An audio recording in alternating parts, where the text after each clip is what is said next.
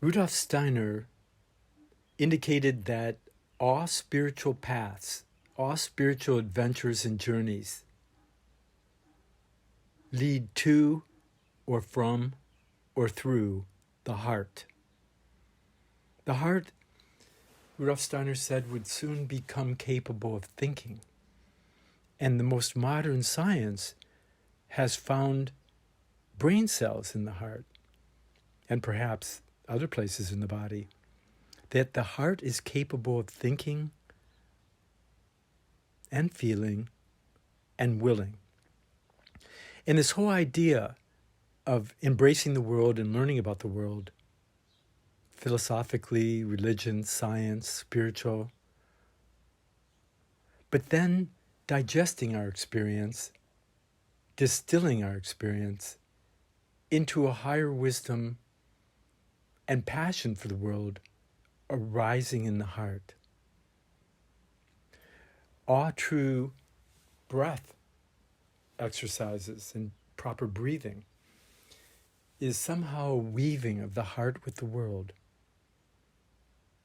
And it's interesting, Rudolf Steiner's foundation stone meditation, at the very end of 1922, the Goetheanum was burnt down, arsoned, and this was a holy temple of the word, or illumination and purification, and perhaps what they call initiation, which is some type of process that gets one in touch with their own higher self, that there's kind of a dialogue, like with Krishna and Arjuna, or with Jesus the Christ and the apostles. There's a dialogue between the higher self and the everyday, what might be referred to as the lower self, but there actually is no lower and higher, but there is a greater sense of wholeness and a greater sense of responsiveness and responsibility and creativity and thinking. That we awaken this kind of spiritual thinking in our head, more or less, but it's freed by meditative equipoise. It's freed by meditation and the stillness of the thinking that sits back into the heart. The consciousness seated in the heart with selflessness and the wish for enlightenment is the key to meditation. But today I want to share with you a little more about this idea of the heart according to H.P. Blavatsky, who started the Theosophical Society in the late 1800s, and Rudolf Steiner, who was a leading theosophist at one point. He was the head of the esoteric school of theosophy. And if you look at the wonderful book we sell at Mayflower Bookshop called Foundations of Esotericism, you'll realize, like a couple of the Vorstand members in Switzerland, who years ago I kind of turned on to this foundation stone of meditation is Rudolf Steiner's talks on H.P. Blavatsky's Esoteric School of Theosophy, the EST, which consisted of 3 degrees, very much like the intended first class of Rudolf Steiner, or the ancient Masons who only had 3 degrees, and according to Isis Unveiled by Blavatsky, the authorities of the church infiltrated Masonry and created 33 degrees from the 3 to take one in circles and give substitute secrets. Now, I don't know if that's true or not, but you can research it yourself in H.P. Blavatsky's Isis Unveiled, Isis being the Virgin Mother, ancient Hermetic Egypt, where 3 wise men follow a star to the Virgin Isis, who gives birth to Horus or Hermes, known as the Good Shepherd. And you can see the book, The Divine Pymander, where Hermes writes the Sermon on the Mount, where virtue overcomes non-virtue. And this leads us back, this idea of virtue, the idea of virtue transforming ourselves in the world around us, and that the 7 chakras, according to Rudolf Steiner in How to Know the Higher Worlds, the 7 chakras are different virtues. We open the chakras, or psychic spiritual centers in the human being. We open them with the cultivation or development or unfoldment of virtue. The virtues both open the chakras and protect the chakras from just being left open, like leaving your doors open. Key to the chakras is the heart, which is the middle way between the upper and lower three chakras. It's the point at the center of the interlaced triangles in my book, Astrological Aspects, the Art, and in the new Tarot book, the Hermetic Tarot book about to come out. I talk about this idea of the triangle, the higher trinity, and the six-pointed star, the interlaced triangle, Solomon's seal, the hexagram, the hexagon, call it what you will, but it's spirit and matter interacting within the human being in the soul realm, the heart,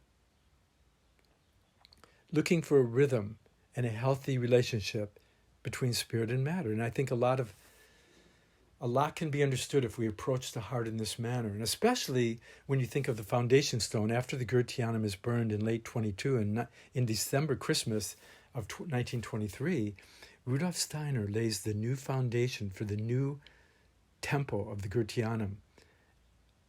Not only with an idea that a Goetheanum would be rebuilt, but he's laying the foundation stone in the hearts of the members, that we build an invisible college, an invisible community, an invisible family of friendship that is spiritual friendship that's going to heal the world, really, and ourselves by finding the right working relationship between ourselves and the world around us. And I think that is what I consider the true discovery of higher love, is to discover love isn't the goal, it's a byproduct of finding the right working relationship between ourselves and the world around us in a spiritual and practical manner. So when we look at the foundation stone, it's put in 4 parts, and it's near the end of Rudolf Steiner's life. I mean, he's laying down his best shot at what he could possibly do or share with us that would make us part of the spiritual community of wholeness and purification, illumination, and relationship with all life and each other. And the foundation stone is put in 4 parts, basically invoked by the Father of the Spirit of the world, or oneness, and the Christos. Again, we could find other words for this. We could say the Hermes, or the universal mind, or the Krishna, the Christos of the Greeks, the Christ of the universal mind, the thinking in all things, the relationship of all things. And then the 3rd part is the Holy Spirit, the activating world soul. In Neoplatonism, it would be the creator or deity and the creative awakening universal mind, nous, N-O-U-S, and this spirit of the world, the animating, going out and returning, the sense of the great mother, compassion. Necessity is the mother of invention, but virtue and compassion is the mother of Buddhas and Christ-like holy beings. So the foundation stone meditation at the very end of this, the 4th part, is where the human being receives the impulse of the oneness, the universal mind, and the spirit of the world. And in the thinking, feeling, and willing, and then the willing to have virtue and compassion, and the willing to return to the oneness, this like turning point of time. And Rudolf Steiner so poetically, mystically, and spiritually scientifically talks about this relationship between the heights and the depths and the cosmic thinking, that's something that arises from the cross of east, west, north, and south. And let me just read his words. For the cosmic thoughts of the Spirit reign in the being of the world, praying for light, spirits of soul, may there ascend from the depths the prayer that is heard in the heights, saying, in the cosmic spirit thoughts the soul awakes. Spirit beings, hear it. In east and west and north and south, may human beings hear it. And of course, the single eye, third eye in the forehead, the third eye or single eye, like in the Bible it says, if thine eye be single, thy whole body is filled with light. But I share with you that there's a third ear, a single ear, and it's the word heart that is the door. The heart. The H goes to the end and we have the earth. That we're listening with our earth center, our heart. And in the heart you can see the word hear and ear and the art of hearing and ear. May human beings hear it. What does it mean to be human? That we're uniting heaven and earth in a new kind of virtuous depth and uprising. So to continue the end of the foundation stone, the fourth part, Rudolf Steiner's words, translated by George Adams. Here's the big turnaround. The descent becomes the ascent, or is it that we stop ascending and descending and we've come to the heart of the matter? Here it is. At the turning point of time, the spirit light of the world entered the stream of earthly evolution. Darkness of night had held its sway. Day radiant light, deity from day, I'm adding, day radiant light poured into the souls of men. Men, of course, in man meaning manas, or the thinker, the look, who's looking, who's trying, who's striving, who's centering. So back to Steiner's words. Day radiant light poured into the souls of men. Light that gave warmth to simple shepherds' hearts. Light that enlightened the wise heads of kings. So here you see Steiner bringing together the pure shepherd, the animal boy or girl, the pure shepherd who loves the animal nature and takes care of it and guides it and takes care of the garden and the earth, with this, this idea of the head of leaders and kings, the getting enlightenment, and this idea that they have light too, that the warmth and light are these two schools of thought.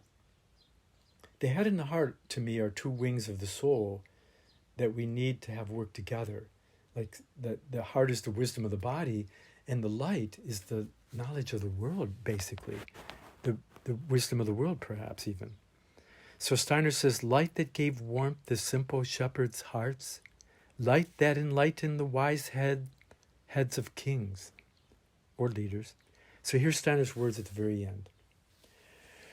O light divine, O Son, S-U-N, O Son of Christ, warm thou our hearts, enlighten thou our heads, that good may become what from our hearts we would found, and from our heads direct with single purpose. Here at the end of the foundation stone meditation by Rudolf Steiner, laid in the hearts of the members, we have this kind of descent of the Father, the Son, and the Holy Spirit, and then it enters into the human being, and there's this turning point of time. And we don't have just a tradition of something outside of us. We have the direct experience that this includes us, and we're in relationship. We're going through the same thing, and that we can receive the light and warm it with our hearts to enlighten our heads. And the Neoplatonic and Plato, the good, true, and beautiful are the trinity of one thing. Beauty is the harmony between the inner and outer and higher and lower. The good is something good for all of us. And the beautiful is the symphony, the chorus, the harmonious relationship, wisdom and the harmony good, true, and beautiful of feelings and compassion. You might say that compassion and virtue is the consort to the oneness, the Father principle. These are principles that we can make our own. O light divine, O Son of Christ, the light of Christ, warm thou our hearts, together. Enlighten thou our heads, that good may become what from our hearts we would found, and from our heads direct with single purpose. Each of us has the freedom to have this single purpose, to work together as one greater heart and mind. And this is the wonderful ending of Rudolf Steiner's foundation stone, that he hands it on to us. And there's further adventures in the foundation stone that I'll share with you later, but I want to jump from 1923 and 22 in Rudolf Steiner. I want to jump to the voice of the silence and other chosen fragments. The voice of the silence from the golden book, the book of the golden precepts for the daily use of Lanus, or Lanus means disciples or students, and it's like lunar, the consort of the earth and the sun. The moon catches the sun and becomes full, and then shares the sun with the earth. So to Blavatsky, Lanus meant like this advanced disciples, like disciples of the spiritual teachings of wisdom and compassion. And this book was 1893 put out, and Steiner probably read everything that Blavatsky put out. And yeah, there'd be a Steiner without Blavatsky, but it wouldn't be at all the same. He'd probably be more of a gardener and a healer without this whole idea that Blavatsky introduced of a unified cosmology, 7 Earths.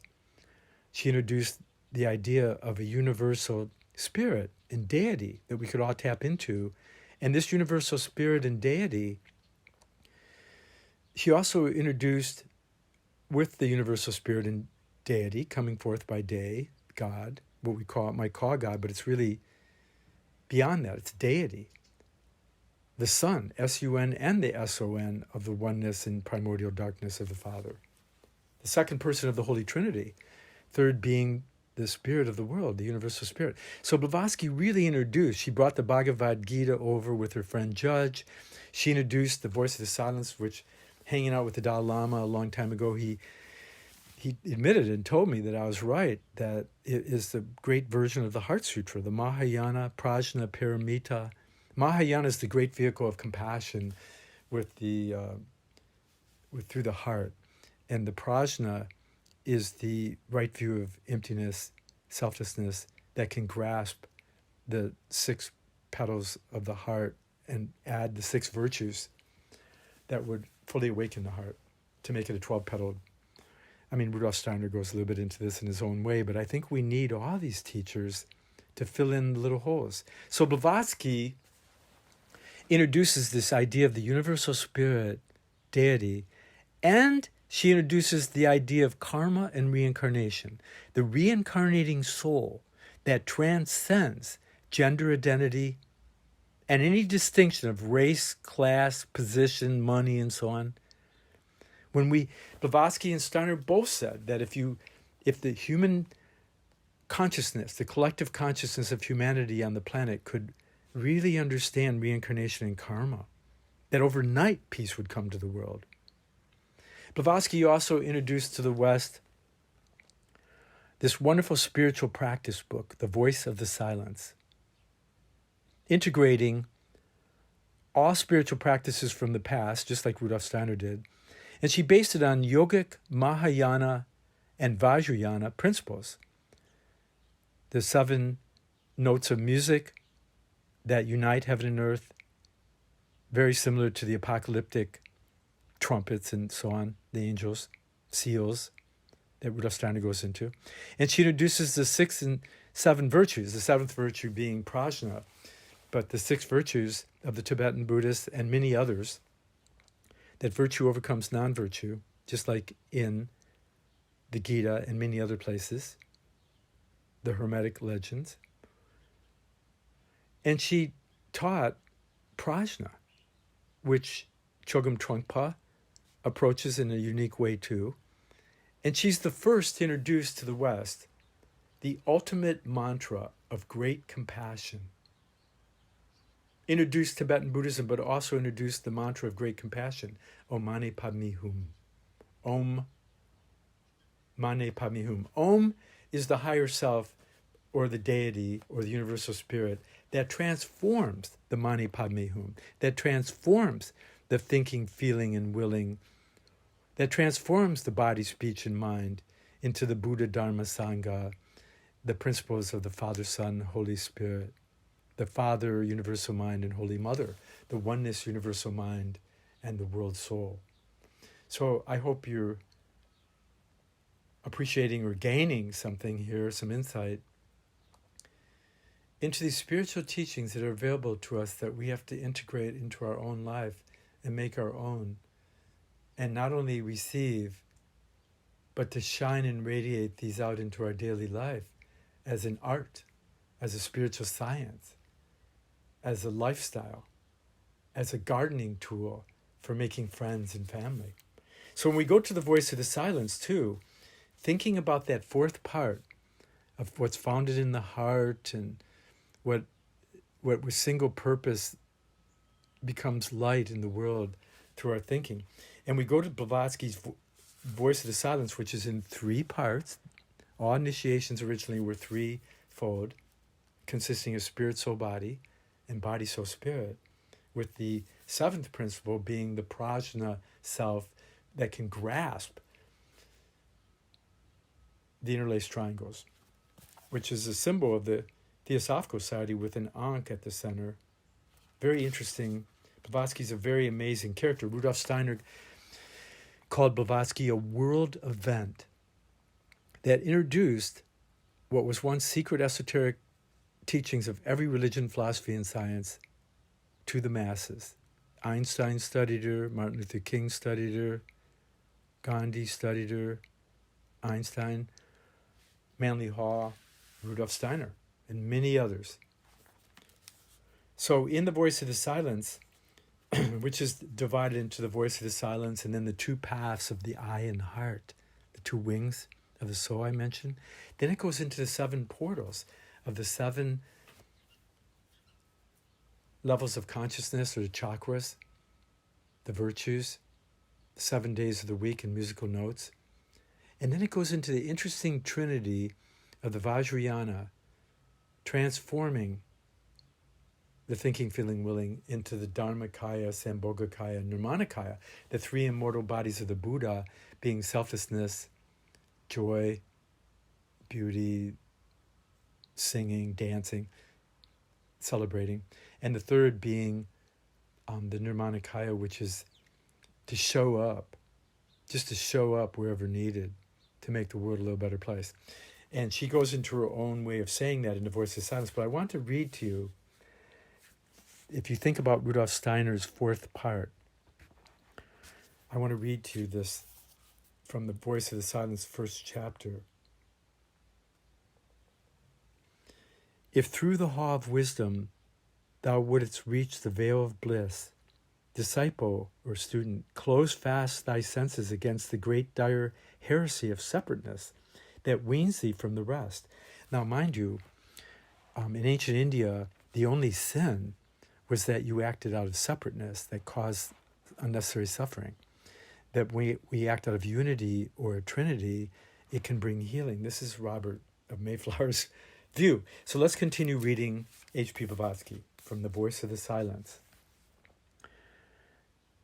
Let not thy heaven born, merged in the sea of Maya or illusion, break from the universal parent soul, universal soul, but let the fiery power retire into inmost chamber, the chamber of the heart, the abode of the world's mother. Again, with this inspiration, I wrote Everything Mothers You and a song called Mother Love, available on my YouTube channel. But here Blavatsky makes mention that the inner chamber of the heart called in Sanskrit Brahma Pura, the fiery power of Kundalini. And she mentions the power and the world mother are names given to Kundalini, the Kundalini of the sacred heart. One of the mystic yogic powers is Kundalini. It is buddhi, compassion, mind, considered as an active instead of a passive receptive principle, which is generally, when regarded only as a vehicle or casket of the Supreme Spirit, Atma. It is an electro-spiritual force, though, a creative power, which when aroused into action can as easily create as it can break down. You think of Rudolf Steiner's last days when he's thinking of healing, and that if you're too broken down, you have to build up, and if you're too built up, you have to break back down. This is kind of a yin-yang macrobiotic principle too, and Jungian psychological principle. Steiner would call it anabolic and catabolic in that last book he wrote with Ida Wegman on medicine. In fact, Rudolf Steiner wanted to start a new mystery school based on healing everyone. That was a Rosicrucian ideal, that we would help, and the Gospels of the Christian Gospels, that we would not only come to wisdom, but we would come to love one another, and that God was love, and that love is a healing force. Wisdom and love together. You need them both. Truth. There is no religion higher than truth, Blavatsky says, but I say there's no science greater than love, and no art greater than the human reception of that, and the activating of the co-creativeness with the future of the world and our whole of our life with the principles of truth and love.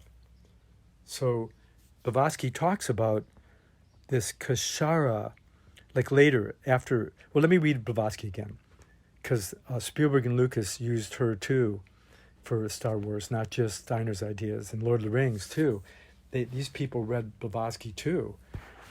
Let not thy heaven-born, merged in the sea of illusion, Maya, break from the universal parent, the universal soul, but let the fiery power retire into it's going to stimulate the inner chamber, retire into the inner chamber, the chamber of the heart, an abode of the world mother.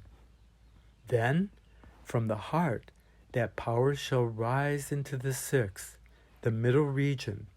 Hey, does this sound familiar, like Rudolf Steiner, from the heart to the head? Okay, let's go back to what Blavatsky says. And this is way pre-Rudolf Steiner. Then from the heart that power shall rise into the sixth, the middle region, the place between thine eyes, when it becomes the breath of the one soul, the voice which filleth awe, the master's voice. Now to Blavatsky, the master is the master of wisdom and compassion. Steiner would call it the master of wisdom and the harmony of feelings, the greater harmony. And that this master is one's own higher self, or anybody who comes along who temporarily gives you enlightenment, who later may not have it, but they give you some kind of higher insight. The spiritual teacher is there whenever the light is greater than the darkness of ignorance and delusion and separateness. Blavatsky says that the initiate leads the disciple or the Lenu through the knowledge given through spiritual, which precipitates a second birth.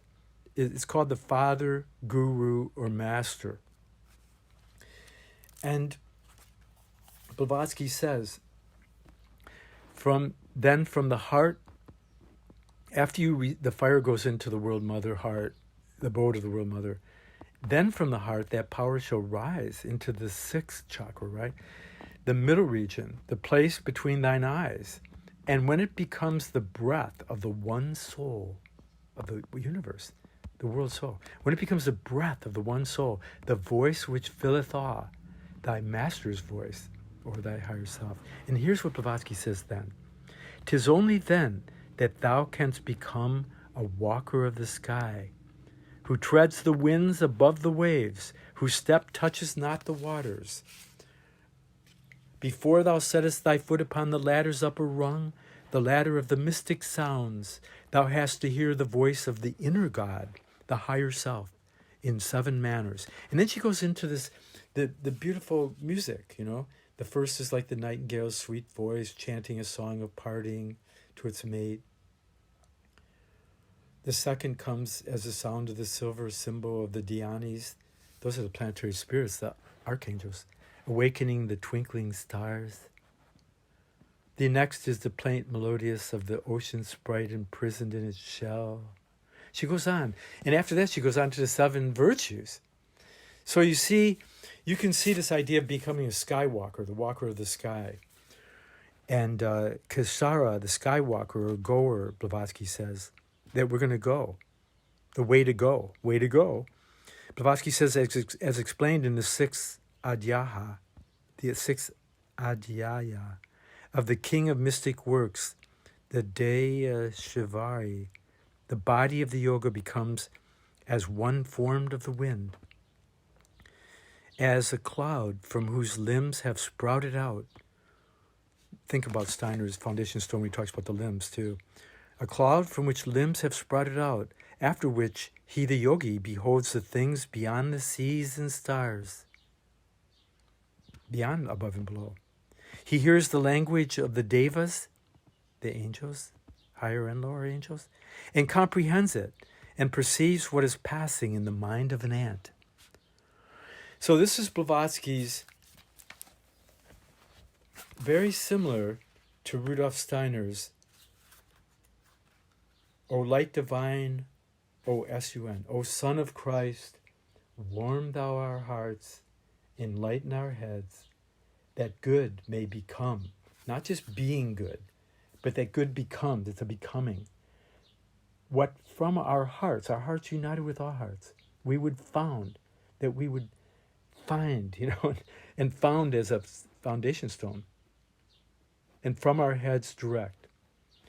With the idea of a single purpose, I think, is out of freedom, and each individual must come to this on their own.